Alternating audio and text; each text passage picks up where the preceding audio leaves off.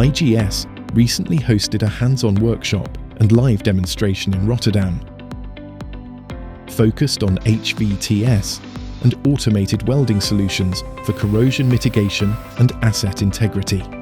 The workshop brought together operators, safety professionals, and turnaround personnel to discuss corrosion challenges, asset integrity, and practical field applications.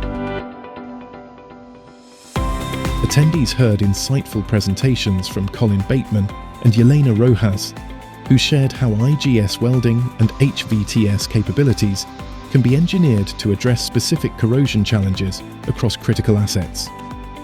The event also provided an opportunity to see the technology in action through a live automated welding demonstration, HVTS surface preparation and application demonstrations, hands-on discussions around practical field execution and inspection considerations, and networking opportunities over lunch. The session brought together industry professionals to discuss approaches to extending asset life, reducing downtime, and improving reliability. Thank you again to everyone who attended. IGS looks forward to hosting more sessions in the future.